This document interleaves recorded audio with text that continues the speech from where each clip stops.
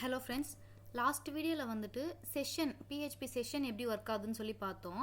எப்படி நம்ம வந்து செஷனை ஸ்டார்ட் பண்ணுறது அண்ட் டெஸ்ட்ராய் பண்ணுறது, இன்கேஸ் டெஸ்ட்ராய் பண்ணல ஆட்டோமேட்டிக்காக எக்ஸ்பயர் எப்படி பண்ணுறது, எக்ஸ்பைரி டைம் கொடுத்துட்டு ஸோ எக்ஸ்பைரி டைம் இன்க்ரீஸ் ஆச்சுன்னா எப்படி நம்ம வந்து செஷனை டெஸ்ட்ராய் பண்ணுறது இப்படி பார்த்தோம். அண்ட் இப்போ வந்து நம்ம குக்கீஸ் பார்க்க போகிறோம். இந்த செஷன் க்ரியேட் ஆகும்போது செஷன் ஐடி இருக்கும். அந்த செஷன் ஐடி மட்டும்தான் வந்து நமக்கு ப்ரௌசருக்கு குக்கியில் சென்ட் ஆகும். சரிங்களா? இப்போ அந்த செஷன் ஐடின்றதை நம்ம பிரிண்ட் பண்ணி பார்க்கலாம். அது வந்து ஒரு ரேண்டம் ஸ்ட்ரிங்கு.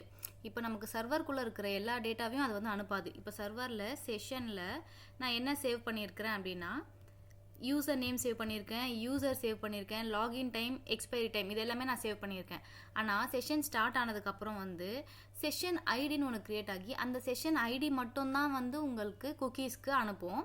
அண்ட் அந்த ஐடி மேட்ச் ஆச்சுன்னா தான் ப்ரௌசர்லேருந்து வர அந்த குக்கியும் இந்த செஷன் ஐடியும் மேட்ச் ஆச்சுன்னா மட்டும்தான் நமக்கு வந்து லாகின் வந்து நடக்கும். இல்லைனா வந்து லாகின் நடக்காது, நம்ம எரர் த்ரோ பண்ணிவிடுவோம். மேட்ச் ஆகலைன்னு சொல்லிட்டு எரர் த்ரோ பண்ணிவிடுவோம். ஸோ அந்த செஷன் ஐடி மேட்ச் ஆச்சுன்னும் போது இந்த யூசர் நேம் என்னவோ இந்த செஷனுக்குள்ளே இருக்கிற எல்லா டேட்டாஸ்லையுமே நம்ம வந்து ஆக்சஸ் பண்ண முடியும். அதுதான் நம்ம இங்கே ஆக்சஸ் பண்ணி வெல்கம் செஷன் யூசர், இப்போ வெல்கம் இதில் வந்து நீங்கள் இமெயில் பிரிண்ட் பண்ணணும், வாட் எவர் யூசரோட டீட்டெயில்ஸ் பிரிண்ட் பண்ணணுன்னாலும் நம்ம பிரிண்ட் பண்ணி பார்த்துக்கலாம்.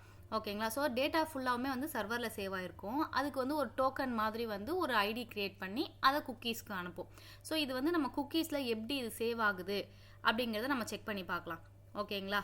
இப்போ வந்து நான் செஷன் க்ரியேட் ஆகிடுச்சா, இப்போ நம்ம செஷன் ஐடியை ஃபஸ்ட்டு பிரிண்ட் பண்ணி பார்ப்போம். Echo session underscore ID. ஓகேங்களா? இதை வந்து நம்ம இங்கே பிரிண்ட் பண்ணி பார்க்கலாம். ஃபஸ்ட்டு நம்ம செஷன் ஐடி பிரிண்ட் பண்ணி பார்த்துட்டு அதுக்கப்புறமா இப்போ ப்ரௌசரில் login.php. ஓகே, இப்போ வந்து பார்த்தீங்கன்னா login.phpல நான் பண்ணியிருக்கேன். இப்போ எனக்கு வந்து இங்கே வந்து ஒரு செஷன் ஐடி பிரிண்ட் ஆகியிருக்கு. ஓகேங்களா? ஸோ இதுதான் வந்து குக்கீஸில் இருக்கான்னு நம்ம கிராஸ் செக் பண்ணலாம். அதுக்கு வந்து நம்ம என்ன பண்ணோம், டெவலப்பர் டூல் போயிடலாம்.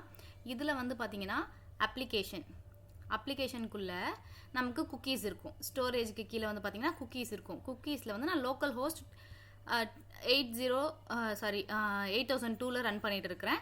ஸோ அதுக்குள்ளே போனீங்கன்னா உங்களுக்கு பிஹெச்பி செஷன் ஐடி அப்படின்னு இருக்கும். இப்போ இது கிளிக் பண்ணும்போது இங்கே காட்டுது பாருங்கள். ஸோ இந்த வேல்யூவும் நமக்கு இங்கே இருக்க வேல்யூவும் சேம். ஓகேங்களா? ஸோ இந்த ஸ்ட்ரிங்கை தான் வந்து இங்கே இந்த செஷன் ஐடியை தான் வந்து உங்களுக்கு பிஹெச்பி செஷன் ஐடி அப்படின்னு சொல்லி குக்கீஸில் சென்ட் பண்ணுது. இதை தான் ஆக்சஸ் பண்ணிவிட்டு நம்ம அந்த செஷன் மேட்ச் ஆகிற செஷனோட கூட மேட்ச் ஆகிற செஷனில் இருக்கிற டேட்டாஸை வந்து நம்ம ஷோ பண்ணுறோம். ஓகேங்களா? இதுபடி தான் வந்து நமக்கு செஷன் அண்ட் குக்கீஸ் வந்து ஒர்க் ஆகுது.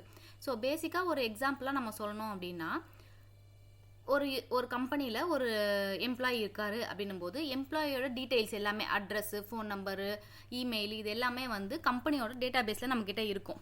சரிங்களா?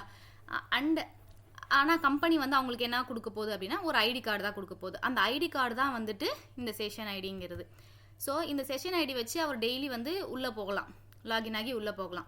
டெய்லி வந்து அவர் வந்து என்னுடைய ஃபோன் நம்பர் இது, என்னுடைய மெயில் இது, இந்த மாதிரி சொல்லணும்னு அவசியம் கிடையாது. இப்போது இது டெய்லி அவர் உள்ளே போகிறதுக்காக என்ன பண்ணுவார், ஒரு ஸ்கேனர். அந்த ஸ்கேனருன்றது தான் இந்த ப்ரௌசர். ஓகேங்களா?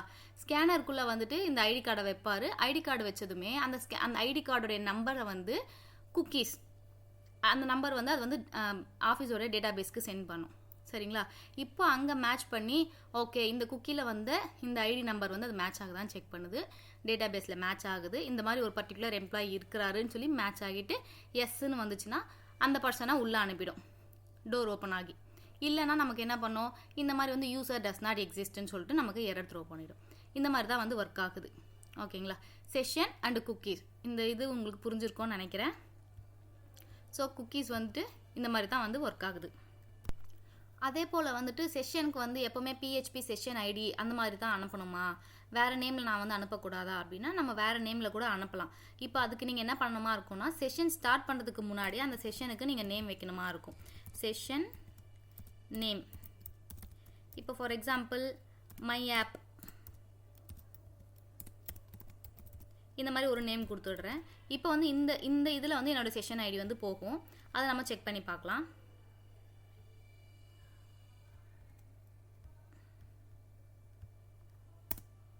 இப்போ இப்போ வந்து எனக்கு செஷன் ஐடி சேஞ்ச் ஆகிடுச்சு. அண்டு குக்கீஸ்குள்ளே பார்க்குறேன். இந்த 313ன்றது எந்த நேமில் இருக்குது பாருங்கள், மை ஆப்குள்ளே இருக்குது. இது வந்து பை டிஃபால்ட்டாக நீங்கள் நேம் எதுவுமே செட் பண்ணல அப்படின்னா PHP செஷன் ஐடி அப்படிங்கிற நேமில் போகும். இதுவே வந்து உங்களுக்கு ஒரு ஃபார் எக்ஸாம்பிள் நீங்கள் வந்து ஒரு மொபைல் ஆப் க்ரியேட் பண்ணுறீங்க, அதுக்கு செஷன் வந்து எனக்கு வேறு நேமில் போகணும். நான் வந்துட்டு வெப் ஆப் க்ரியேட் பண்ணுறேன், அதுக்கு செஷன் ஐடி வந்து வேறு நேமில் போகணும் அப்படின்னு நீங்கள் நினச்சிங்கன்னா, குக்கீஸ் நேம் டிஃப்ரெண்ட்டாக இருக்கணும்னு நினச்சிங்கன்னா அப்போ நீங்கள் வந்து உங்களோட செஷனுக்கு நேம் டிஃப்ரெண்ட்டாக கொடுத்து அனுப்பிக்கலாம். அதே மாதிரி இப்போ நான் லாக் அவுட் கொடுக்குறேன். லாக் அவுட் ஆகிடுச்சு. இப்போ என்னோடய செஷன் போயிடுச்சான்னு பார்த்தீங்கன்னா போகலை. அகெயின் நான் லாகின் கொடுக்குறேன். திரும்பவும் அந்த 313 இந்த செஷன் தான் இருக்குது. இந்த செஷன் இதுவே ஆகாதா அப்படின்னா அது வந்து ஒன்று நம்ம ப்ரௌசர் க்ளோஸ் பண்ணி ஓப்பன் பண்ணால் என்னுடைய செஷன் ஐடி டிஃப்ரெண்ட் ஆகும். ஓகேங்களா? இல்லை நம்ம மேனுவலாக கில் பண்ணிவிட்டு எவ்ரி டைம் இந்த மாதிரி லாகின் பண்ணும்போது ரீஜென்ரேட் ஐடி வந்து ட்ரூன்னு கொடுத்தோம்னா புதுசாக வந்து டிஃப்ரெண்ட் ஐடிஸ் க்ரியேட் பண்ணும். இல்லைனா வந்து அது ஒரு குறிப்பிட்ட டைம் வரைக்கும் அந்த குக்கி எக்ஸ்பயர் ஆகுற வரைக்கும் எனக்கு சேம் ஐடியே ரிப்பீட்டடாக யூஸ் ஆகிட்டு இருக்கும். இப்போ நம்ம ரீஜென்ரேட் எவ்ரி டைம் லாகின் பண்ணும்போது எனக்கு ரீஜென்ரேட் நடக்கணும்னு நம்ம கன்சிடர் பண்ணிப்போமே. ஸோ அப்படி இருந்துச்சுன்னா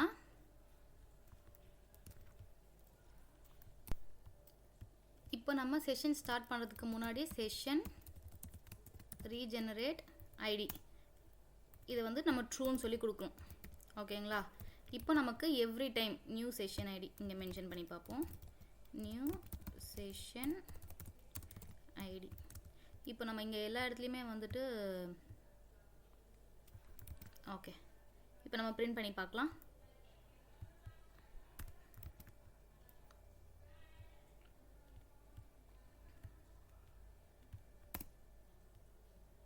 இப்போ G3ன்னு சொல்லி ஸ்டார்ட் ஆகியிருக்கு நம்மளோட குக்கி.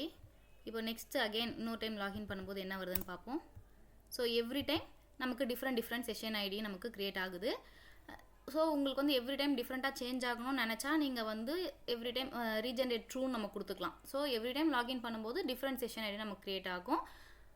அந்த ஐடி வச்சுட்டு நமக்கு சர்வரில் டேட்டாஸ் வந்து சேவ் பண்ணி வச்சுருக்கோம். இல்லை எனக்கு வந்து அதெல்லாம் எனக்கு மேட்டர் கிடையாது, குக்கி எக்ஸ்பயர் ஆகும்போதே வந்து எனக்கு எக்ஸ்பயர் ஆனால் போதும் அப்படின்னு நினச்சோன்னா நமக்கு வந்து ரீஜென்ரேட் ட்ரூன்னு மென்ஷன் பண்ணணும்னு அவசியம் கிடையாது.